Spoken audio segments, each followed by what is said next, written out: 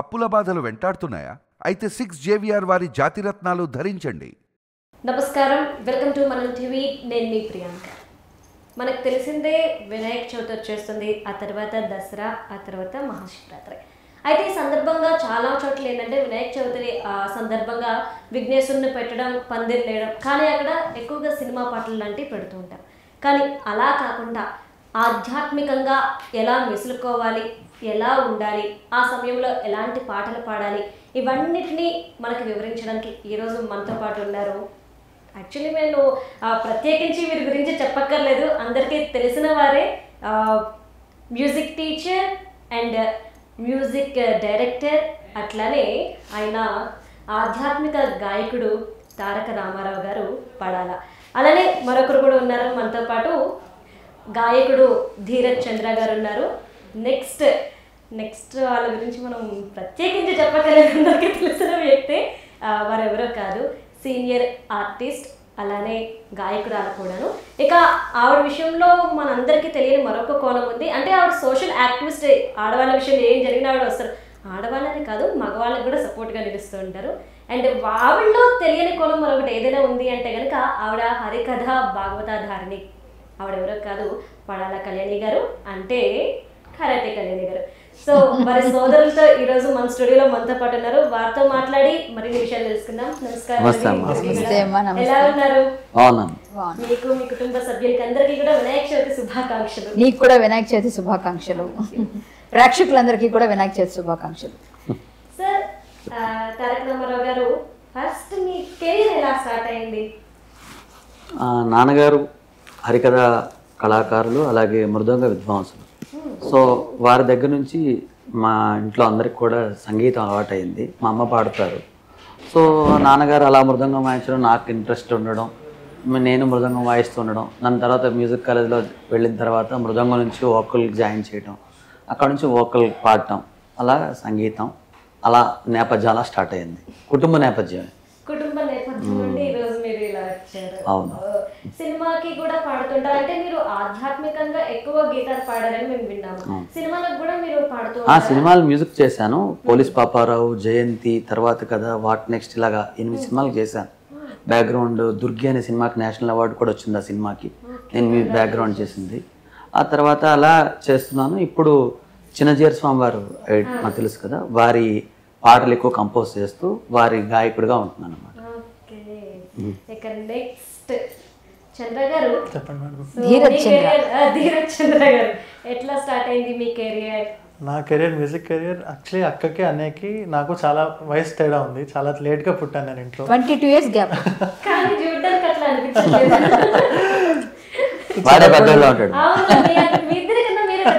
వీళ్ళిద్దరికన్నా నేను చిన్నగా ఉంటాను. అవును, కాకపోతే మీరే పెద్దవారు నాకు తెలుసు.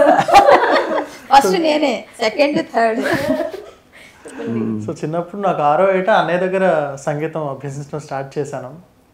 సో అన్నయ్య దగ్గర నేర్చుకుంటూ అన్నయ్యతో పాడుతూ, అన్నయ్యతో పాటు ప్రోగ్రామ్స్ వేరే చాలా స్టేజెస్లో ప్రోగ్రామ్స్ పాడుతూ అలా స్టేజ్ మీద పాడడం అలవాటైంది. తర్వాత అన్నయ్య రికార్డింగ్ స్టూడియోలో దగ్గర ఇప్పటికొక 500 సాంగ్స్ వరకు పాడుంటాను. సో అలా రికార్డింగ్ అలవాటు. సో అలా చేస్తూ నా డిగ్రీ తర్వాత ఎంఏ మ్యూజిక్ చేశాను. సో ఇప్పుడు ఎంఏ చేసి కంప్లీట్గా మ్యూజిక్ సైడ్లో ఉన్నాను. మొత్తం మీద కళాకారుల కుటుంబానికి చెందిన వీడు హరికథ కూడా నేర్చుకున్నాడు అమ్మ. నా శిష్యుడు కూడా హరికథ కూడా వచ్చు. వీడు కూడా ఇద్దరికి శిష్యులు. మా పెద్ద తమ్ముడు కూడా హరికథ వచ్చు. కాకపోతే నా శిష్యుడేం కాదు, కానీ చిన్నప్పుడు నా దగ్గర ఫస్ట్ చిన్న నేను ఇద్దరికి నేర్పాను. కానీ వీళ్ళిద్దరు పెద్దవాళ్ళు అయిపోయారు సంగీతంలో, నేను మాత్రం అక్కడే ఉన్నాను. లేదమ్మా, మీరు చాలా చక్కగా పాడతారు పాటలు, అది మాకు మేము విన్నాం రీసెంట్ గా కూడా. సో మీరు అంటే ఒక కళాకారుల కుటుంబం నుండి వచ్చారు. ఒక విధంగా హరికథ అంటేనే అది నిజంగా ప్రత్యేకతను సంపాదించుకున్నది. ఈ నేపథ్యంలో మీ సినీ ప్రయాణం ఎలా స్టార్ట్ అయింది? అసలు సినిమా వైపు అడుగులు పడాలని ఎందుకు అనిపించింది? నేను చిన్నప్పుడు విజయనగరం మాది. మేము పుట్టింది పెరిగింది అంతా శ్రీకాకుళంలో పుట్టాం మేము. వీడు ఒక్కడే విజయనగరంలో పుట్టాడు. మా ఇద్దరు శ్రీకాకుళం, మా తాతగారు ఊరు. తర్వాత విజయనగరంలో పెరిగాం. విజయనగరం సంగీత కళాశాల విజయనగరంలో, అక్కడ ఆ నేలపైనే ఉందంటారు రాజులు ఏలిన నగరం విద్యల నగరం విజయనగరం. ఘంటసాల గారు అక్కడే సంగీతం, ఘంటసాల గారు సంగీతం నేర్చుకున్న సంగీత కళాశాలలో ఆదిభట్ల నారాయణదాస్ గారు హరికథ పితామహుడు ఫస్ట్ ప్రిన్సిపల్గా ఉన్న సంగీత కళాశాలలో మన ఘంటసాల గారికి తంబురా కూడా ఇచ్చారు ఆదిభట్ల వారు. సో అలాంటి వారు సుశీలమ్మ గారు వీళ్ళందరూ నేర్చుకున్నారు. అలాంటి ప్రదేశంలో మేము పుట్టడం, మా నాన్నగారు ఆ సంగీత కళాశాలలో నేర్చుకోవడం మా అందరికీ ఆయన ద్వారా అది సంక్రమించింది. మా అమ్మగారు కూడా మంచి గాయకురాలు, ఆవిడ కూడా అద్భుతంగా పాడతారు. అమ్మ నాన్నే మాకు తొలి గురువులు మాకు అందరికీ.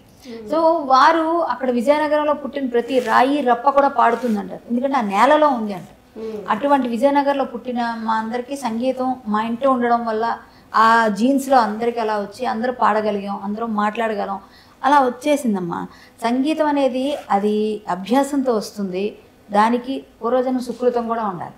అవన్నీ ఉన్నప్పుడే వస్తాయి. హరికథ కూడా అలాగే. నాన్నగారితో పాటుగా చిన్నప్పుడు ఆయన మృదంగం వాయిస్తున్నప్పుడు హరికథలు వినడానికి వెళ్ళేవాళ్ళం, మా తమ్ముడు నేను అంతా మా చిన్నతనంలో.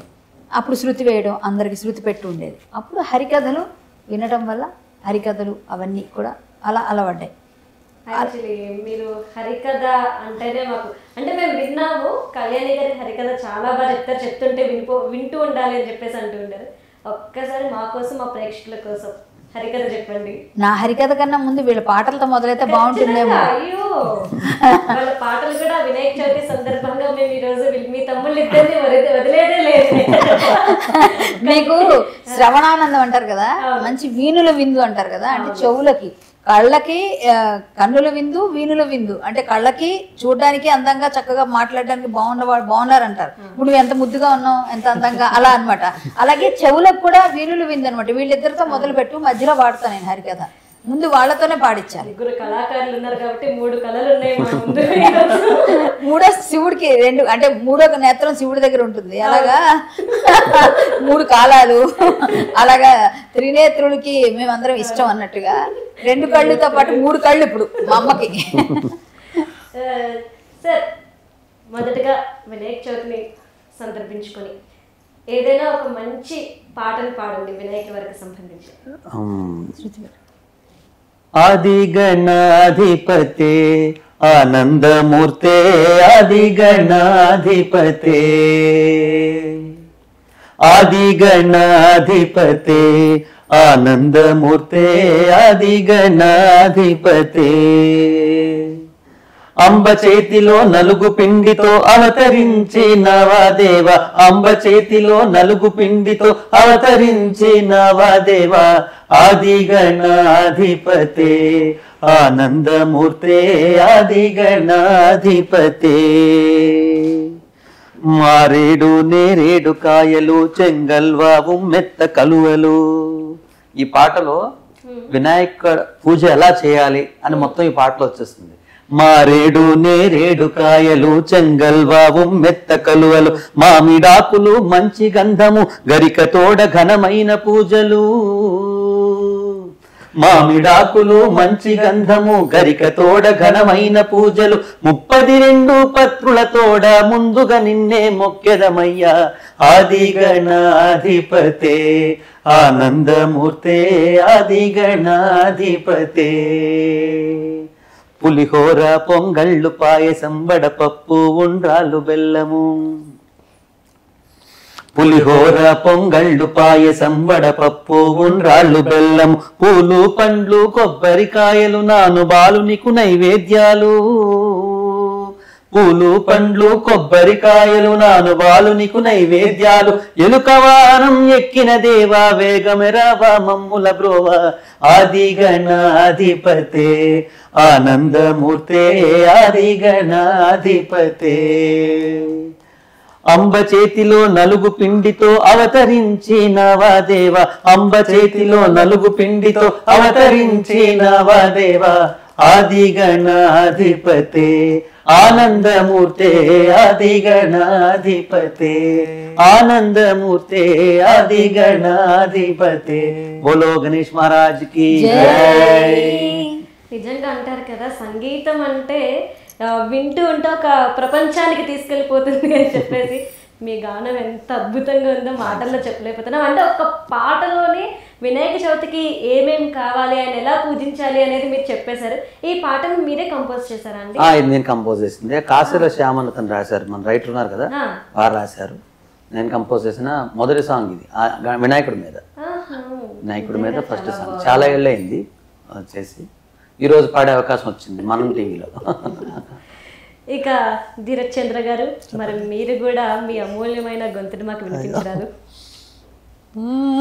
మూషిక వాహనమెక్కి ముల్లోకాలను ఏలగ మా బొజ్జ గణపతి వచ్చాడయ్యా, ఆది పూజ్యుడవయ్యా జ్ఞాన రూపుడవయ్యా అందాల గణపతి వచ్చేనయ్యా, నీలాప నిందలు మాలోని దోషాలు ఏకాదంతా నీవే తొలగించయ్యా, నీ పిల్లలందరూ భక్తితోనూ వచ్చి చేసేటి పూజలు చూసల్లయ్యా, అయ్యా అయ్యా అయ్యా అయ్యా ఓ గణపయ్యా, నీకే మా మొక్కులని మొక్కిదవయ్యా, అయ్యా అయ్యా అయ్యా అయ్యా ఓ గణపయ్యా, నీకే మా మొక్కులని మొక్కిదవయ్యా.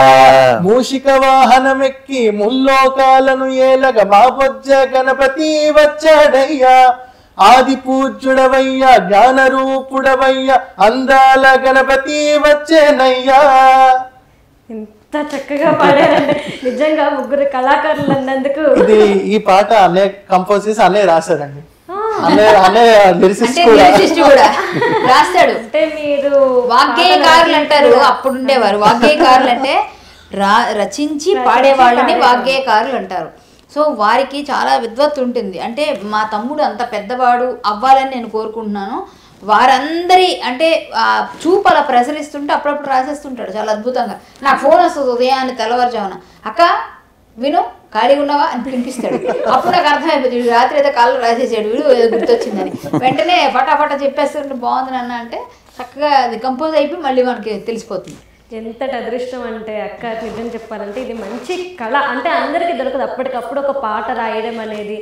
మీరు ఎదగాలి అని కోరుకున్నారు, ఆల్రెడీ మీ తమ్ముడు అంతటి స్థాయికి ఎదగాలి అని మీరు చెప్తున్నారు, పాటలు వింటే అర్థమైంది. ఇక ఇప్పుడు మీ వంతు, మీరైతే హరికథ చెప్పాల్సిందే, మేము వినాల్సిందే. హరికథ హరికథ అంటే ఇప్పుడు నేను చిన్నప్పుడు బుర్రకథ హరికథ పల్లెటూరులో పెట్టుండేవారు. మా చిన్నప్పుడు నేను చూస్తుండేదాన్ని, వింటూ పెరిగిన వాళ్ళం. ఇప్పుడు నిజానికి ఈ కళ అనేది కనుమరుగైపోయింది. ఈ రూపంలో ఈరోజు మళ్ళీ బయటకు తీసుకురావాలి. అయ్యో అది కనుమరుగైపోలేదమ్మా, ఉంది. కానీ మన వాళ్ళు ఏంటంటే చేయట్లేదంట. ఇప్పుడు నేను ప్రతి ఒక్కరికి చెప్పేది ఏమిటంటే వినాయక చవితి సందర్భంగా ఇప్పుడు ప్రతి మండపంలో కూడా ఫస్ట్ మనం వినాయక చవితిని భక్తి ప్రపత్తులతో చేసుకోవాలి. ఈ మధ్య ఎలాంటి వినాయకులు పెడుతున్నారు?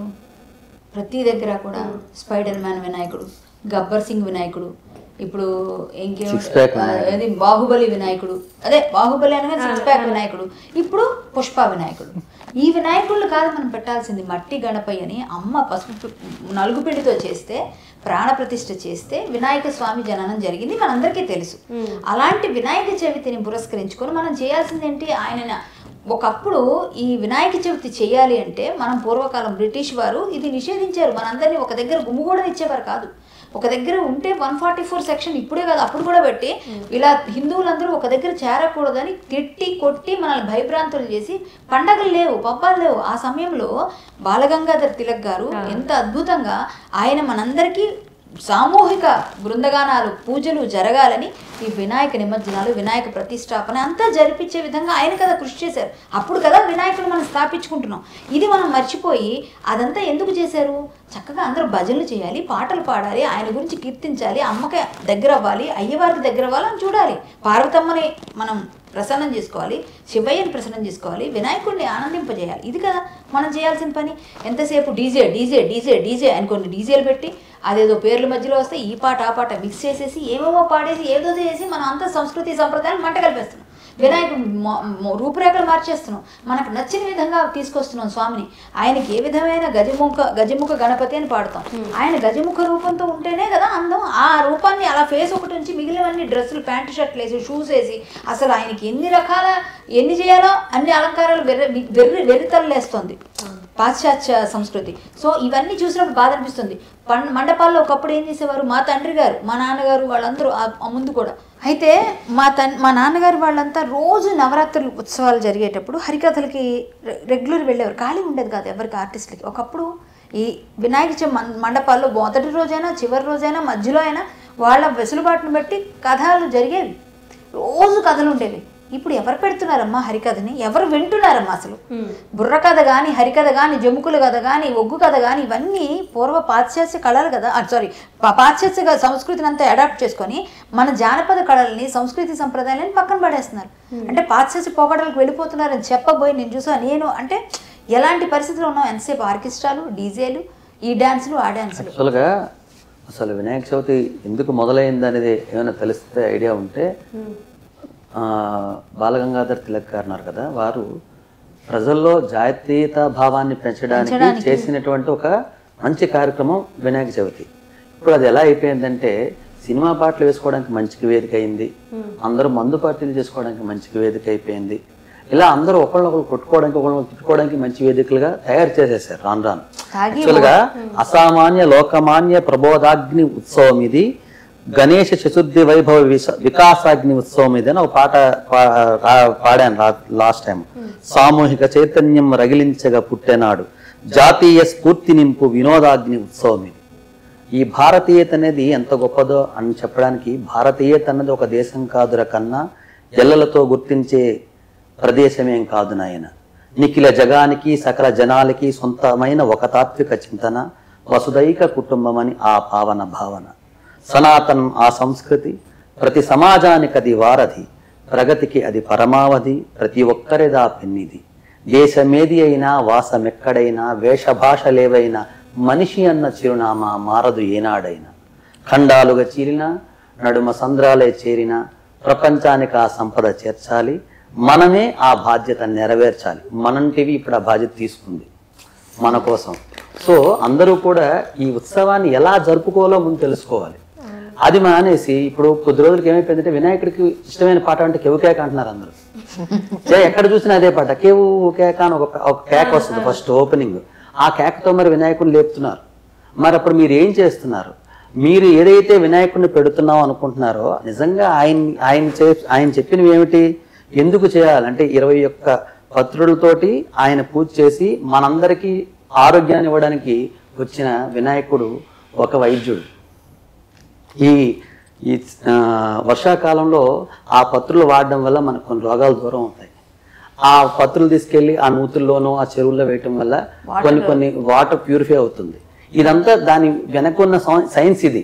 ఆ సైన్స్ని పక్కన పెట్టి ఇప్పుడేమో ప్లాస్టర్ ఆఫ్ ప్యారిస్ వినాయకుళ్ళు, మా అక్కయ్య గారు చెప్పినట్టు బాహుబలి వినాయకుళ్ళు, ఈ విధంగా వినాయకుడిని ఏం చేయకూడదు అన్నీ చేస్తున్నాం మనం. వినాయక చవితి ఎలా చేయట్లేదు. ఆయనకి ఏంటి, ఆయన దగ్గర నేర్చుకోవాల్సింది మనం భగవద్గీత. ఎందుకు అంటారా? భగవద్గీత ఎవరు రాశారు? వినాయకుడు రాశాడు. వ్యాసుడు చెప్తుంటే ఆయన రచించాడు. ఆయన దగ్గర చేయాల్సిన పని మనం భగవద్గీత చదవటం, భగవద్గీత పాడించడం, 7 రోజులు భగవద్గీత 700 శ్లోకాలు కంప్లీట్ చేయడం, ఇలాంటివన్నీ పెట్టడం, ఇవి చేయాల్సిన పని. సో మంచి కార్యక్రమాలు చేసి మంచి అందరికీ పంచడానికి భజనలు చేయడం, హరికథలు చెప్పించడం, ఇవి చేయాల్సిన పనులు. కచేరీలు పెట్టించడం. ఎందుకంటే వినాయకుడిని సంగీత గణపతి అంటారు. ఆయన మృదంగం, నాట్య గణపతి అన్ని. సో ఆయన అవన్నీ చేస్తే ఇంకా బాగుంటుంది. మన టీవీ ద్వారా మా విన్నపం ఏమిటంటే వినాయక చవితిని వినాయక చవితిలానే జరపండి. దయచేసి అది డీజేల కోసం పెట్టుకునే ఒక స్టేజ్లో మాత్రం చేయొద్దు. దానికి మనం ఏ ప్రోగ్రామ్ చేసుకోవచ్చు, దానికి వినాయకుడి అవసరం లేదు అని మా ఉద్దేశం. సార్ ఒక్కసారి వినాయక చవితి సందర్భంగా అంటే ప్రజల్ని చైతన్యపరిచే విధంగా ఏదైనా ఒక గేయాన్ని పాడి వినిపించండి. అంటే తప్పకుండా. పిండి బొమ్మ సామికి దండాలు పెడదాము. ఎలా పుట్టాడు ఆయన? అమ్మ చేసిన పిండి బొమ్మతో పుట్టాడు కదా.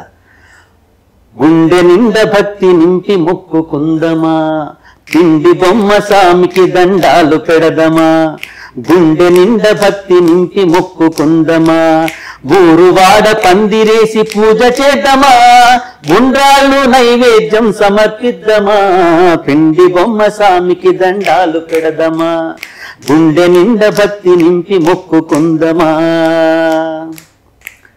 గట్టి బుద్ధి ఉన్న గజము ముఖము తనదట.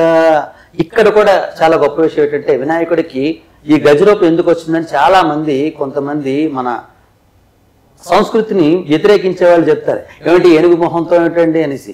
వాళ్ళకి తెలియదు ఏంటంటే అన్ని జంతువుల కన్నా తెలివైంది ఏనుగు. అందుకని అంత గొప్ప తెలివితేటలు ఒక మనిషికి ఉండాలని చెప్పే ఉద్దేశమే ఆ గజముఖం. అలాగే పెద్ద పెద్ద చెవులు ఉంటాయి, అంటే ఏదైనా వినండి అని చెప్పడం, అన్ని ముందు విషయాలు మంచిగా వినండి తర్వాత ఆకలించుకోండి అని చెప్పడానికి ఆ పెద్ద చెవులు ఉన్నాయట వినాయకుడికి. ఇదంతా కూడా మనకి ప్రతి చెప్పడం.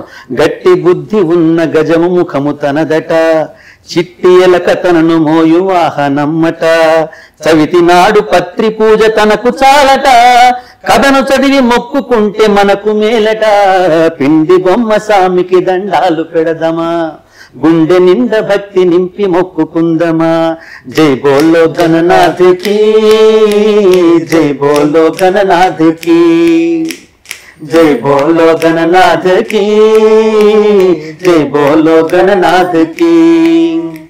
స్వచ్ఛమైన భక్తి చూసి పొంగుతాడట. ఆయన ఎక్కడ కూడా నాకు అంతంత పెద్ద విగ్రహాలు పెట్టండి చిన్న విగ్రహాలు పెట్టండి ఎక్కడ అనలేదు. ఒక పసుపు ముద్ద అలా పెట్టి దాని మీద గరిగి పెడితే చాలు అన్నాడు. ఎప్పుడు వినాయకుడు చెప్పేది అదే.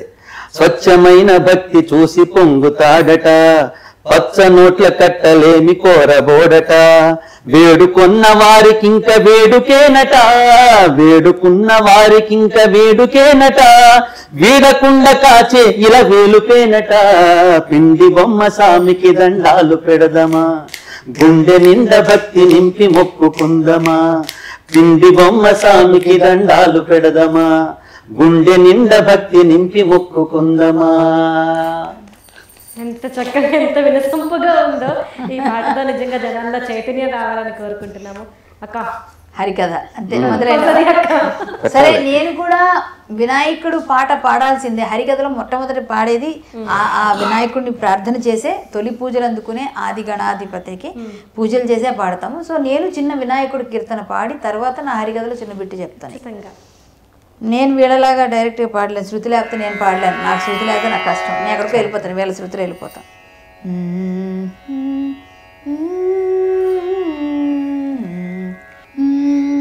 గజముఖ రూప వినుత ప్రతాప, గజముఖ రూప వినుత ప్రతాప, భుజగభూషణ సుత త్రిభువన వందిత, గజముఖ రూప వినుత ప్రతాప, భుజగభూషణ సుత త్రిభువన వందిత, గజముఖ రూప వినుత ప్రతాప.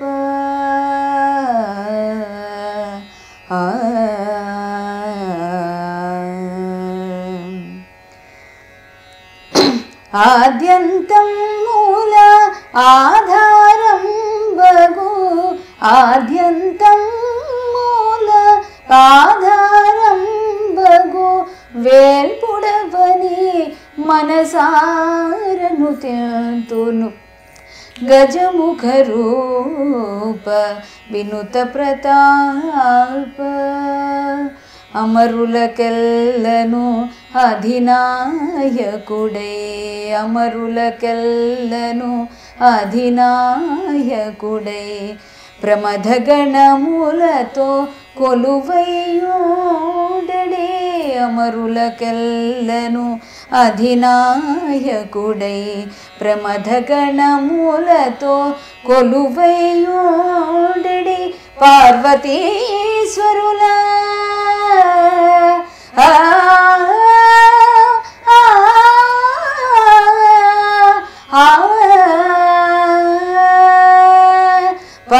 పార్వతీశ్వరుల అంకతనముపై, పార్వతీశ్వరుల అంకతనముపై బరగుచు నిత్యము భక్తుల బ్రోచెడి, బరగుచు నిత్యము భక్తుల బ్రోచెడి, గుజ్జ రూపవర సిద్ధి వినాయక ముజ్జగములకి వేతులి ఏలిక, గుజ్జ రూపవర సిద్ధి వినాయక ముజ్జగములకి వేతులి ఏలిక, బొజ్జదేవ విజ్ఞాన ప్రదాయక, సుజన పోష విఘ్న శోష గణనాయక, గజముఖ రూప వినుత ప్రతాప, భుజగభూషణ సుత త్రిభువన వందిత, గజముఖ రూప వినుత ప్రతాప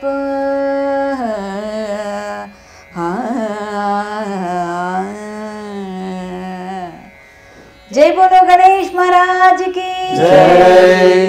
ఇక వీళ్ళిద్దరూ పాడారు. ఇప్పుడు నేను హరికథ అంతా చెప్తే చాలా కష్టం, కానీ పార్వతీదేవి పరమేశ్వరుని ఒక సేద్యం చేయమని అడుగుతుంది. అంటే లక్ష్మీదేవి పార్వతీదేవి ఇంటికి తన కూతుర్ని కోడలుగా పంపించనంటుంది. ఇది సుబ్రహ్మణ్య స్వామికి వల్లికి జరిగిన కళ్యాణ వృత్తాంతంలో ఒక ఘట్టం. అదేమిటంటే లక్ష్మీ పార్వతి సంవాదం ఉంటుంది. ఆ సమయంలో పార్వతీదేవి కుమారస్వామికి లక్ష్మీనారాయణల పుత్రికైన అమృతవల్లినిచ్చి కళ్యాణం చేయమని అడగడానికి వెళితే అవమానించి పంపిస్తారు. ఎవరు? లక్ష్మీదేవి. ఆ బాధతో వచ్చి మనకి డబ్బు లేదు, మనకి ఏమీ లేదని మనకి పిల్లనివ్వనన్నారు, మనం ఏమైనా చేసి డబ్బు సంపాదించాలని మా కవిగారు పున్నయ్య శాస్త్రి గారు చిన్న ఒక వర్ణన, అంటే ఒక పరమేశ్వరుడు సేద్యం చేస్తే ఎలా ఉంటుంది అనే ఒక చిన్న అంశాన్ని రాశారు. అది ఇక్కడ సరిపోతుంది, అంటే చెప్పడానికి పెద్దగా ఉండదు కాబట్టి అది మీకు ఒకసారి చెప్తాను. స్వామి అంటే బాధతో ఉన్న పార్వతీదేవి, ఎందుకలా ఉన్నావు పార్వతి అంటే, అవును స్వామి నేను అక్కడికి వెళ్ళి వచ్చిన రాయభారి విశేషాలు చెప్పంటారు. అనగానే ఏముందని చెప్పమంటారు స్వామి, మనం భిక్షాన భక్షకులు అట, వారు అమృత పక్వన్నాలు ఆరగిస్తారట, మనకి కొండగుహలే కొంపలట, వారికి అంతఃపురాలే ఆవాసమట, మనకి నాగుబాంబులే నగలట, వల్లకాడే మనకి ఇల్లట, ఏమని చెప్పమంటారు, ఎన్నని చెప్పమంటారు స్వామి అంటే, ఇవన్నీ ఎవరన్నారు ఇంతకీ పార్వతి అంటే, మీ అన్న హరి అన్నాడా లేక మీ వదిన సిరి అన్నదా? అన్న మాటలన్నీ ఆ సిరి అంది స్వామి, ఆయన బెల్లకొట్టి రాయవేలో కూర్చున్నాడు అంట. సరేలే అయిపోయింది, ఏదో అయిపోయింది, నేను ముందే చెప్పాను కదా, వద్దన్నా కూడా దక్ష యజ్ఞం సమయంలో మాట వినకుండా వెళ్ళి అవమానింపబడి వచ్చావు, మళ్ళీ ఇప్పుడు వద్దన్నా వెళ్ళావు అవమానింపబడి వచ్చావు, సరేలే వెళ్ళి విశ్రాంతి తీసుకుంటారు. అప్పుడు పార్వతీదేవి, స్వామి నేను వెళ్ళలేని, విశ్రాంతి తీసుకోలేని, ఇంకా సమయం ఉంది విశ్రాంతి తీసుకోవడానికి, నేను ఒక చిన్న కోరిక కోరుతా. ఏమిటి పార్వతి అన్నారు. పరమేశ్వరుల వారు సేద్యం చేస్తే ఎలా ఉంటుంది, మనం కూడా డబ్బు సంపాదించాలి స్వామి, మనం కూడా ధనవంతులు అవ్వాలి, వారి పిల్లలు ఇవ్వలేదుగా మనకి ధనం లేదని, నవ్వుతూ మనం సేద్యం చేయడమా, పరమేశ్వరుల వారు సేద్యం చేయడమా, నవ్వుతూ పార్వతమ్మ వచనంబుల గిట్లని శివయ్య ఓ జపని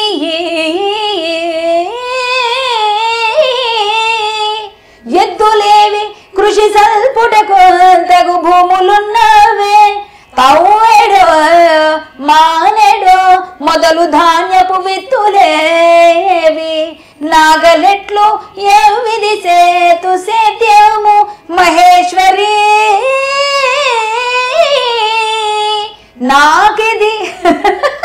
నాకిది సాధ్యమౌనటే,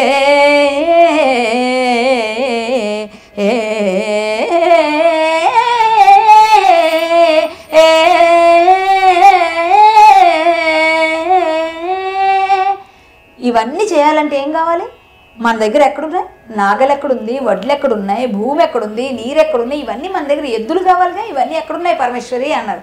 అప్పుడు వెంటనే అమ్మవారు అంటుంది పార్వతీదేవి, వినాయకుడి గురించి చెప్పారు కాబట్టి లక్ష్మి మన శివపార్వతుల గురించి చెప్తున్నా ఇక్కడ నేను, అన్నీ మీ వద్ద ఉన్నాయి స్వామి, కలదు మీకొక ఎద్దు, స్వామి మీ దగ్గర ఒక ఎద్దు ఉంది కదా, కలదు మీకొక ఎద్దు కాలుని కోరిన దున్నపోతును కాడెతోడ సంగు, యమధర్మరాజుని అడిగితే కాడితో సహా దున్నపోతుని ఇచ్చేస్తాడు మీకు, సఖుడవు హలాయుధు సాయంబు కోరిన నాగలినిచ్చు కొన్నాళ్ళ పాటు, మీకు బలరాముడు బాగా మిత్రుడే కదా, ఆయన అడిగారు అనుకోండి నాగల్ని ఇస్తాడు కొన్నాళ్ళ పాటు, ప్రియమిత్రుడైన కుబేరుని కోరిన తప్పక విత్తన ధాన్యమిచ్చు, వెంకటేశ్వర స్వామికి అప్పించినవాడు, మీరు అడిగితే విత్తనాలకు సరిపడా ధాన్యాన్ని అప్పగా ఇప్పుడు, భూమికేమీ కొరత, మీకు భూములు లేవంటారా, శ్మశాన భూముల మీవే, పన్నుకై మనం రేవంత్ రెడ్డి గారికి కట్టాల్సిన పని లేదు. హరిదాసులకు ఒక సమయస్ఫూర్తి, ఆ కరెంట్ అఫైర్స్ని లింక్ చేస్తూ చెప్తుంటాం, మేము నవ్విస్తూ ఉంటాం ఇలాగనమాట, మీరు ఇంకా పన్ను కూడా కట్టాల్సిన పని లేదు. పోనీ నీటి పారుదలకు, మీకు నీరు కావాలా, నీటి పారుదలకు నెత్తి మీదనే గంగా, నెత్తి మీదనే గంగమ్మను పెట్టుకున్నారు. మన గజముకుండు మన వినాయకుడు పశువుల కాయగలడు, తెలుసు కదా ఆయన పశువులు ఎప్పుడు కాసాడో. చిన్న పెద్ద పనికి, చిన్న పెద్ద పని ఉందనుకోండి, చేదోడు నేనుండా, రైతు బిడ్డ కాపురంబు మనదే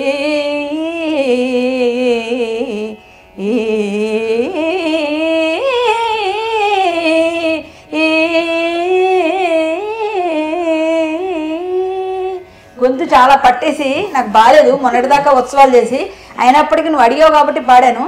ఇలా చెప్పుకోవచ్చమ్మా హరికథ అనేది. ప్రతి ఒక్కరికి చేతులు జోడించి అడుగుతున్న హరికథ అనే దాన్ని మండపాల్లో ఒక్కరోజున స్వామికి వినిపించండి, భక్తి గానాలు వినిపించండి, భక్తి సంగీతాన్ని వినిపించండి. దయచేసి డీజేలు కాదు. మనందరం ఆదర్శవంతంగా హిందుత్వాన్ని మనం పైకి మనం భుజస్కంధాలపైన మోస్తున్నాం అని చెప్తున్న వారు ప్రతి ఒక్కరూ కూడా చేయాల్సిన పని భక్తి గానాలతో ఆ గానలోలుని ఆనందంగా తీసుకొచ్చి ఆనందంగా పంపించాలి. అంతేగాని మనం అందరం కూడా చేయాల్సిన పని మానేసి పిచ్చి పిచ్చి పనులు చేయడం వల్ల ఇవన్నీ సంస్కృతి సంప్రదాయాలన్నీ మరుగున పడిపోతున్నాయి. సో హరికథ అనేది మొదటి రోజో చివరి రోజో మీకు కుదిరినప్పుడు, కొంతమంది హరిదాసులకి మీరు పని ఇచ్చిన వాళ్ళు అవుతారు. ఇవన్నీ చేయండి, ఇలాంటి కథలు వినిపించండి, పిల్లలకి తెలుస్తుంది, ఫ్యూచర్ జనరేషన్కి తెలుస్తుంది.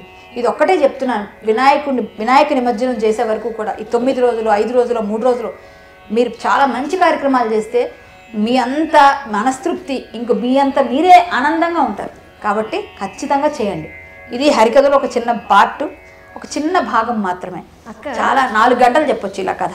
నిజం చెప్పాలి అంటే ఇప్పటివరకు మీలా ఆర్టిస్ట్ని మాత్రమే మేము చూసాము. అందరూ అంటూ ఉంటారు పెద్ద నోరు వేసుకున్నవాడ మాట్లాడుతూ ఉంటారని, కానీ గట్టిగా పాడానుగా. మీలో దాగి ఉన్న కళ ఎంత అద్భుతంగా ఉంటుందని మాకు ఇప్పుడే తెలిసింది. అది కూడా ప్రపంచానికి జనాలకి ఒక మంచిని తెలియజేసేది, మన కథల్ని పురాణాన్ని తెలియజేసే కళ మీలో ఉంది. నిజంగా భగవంతుడు మీకు ఇచ్చినది ఒక వరం అని అయితే నేను చెప్పొచ్చు.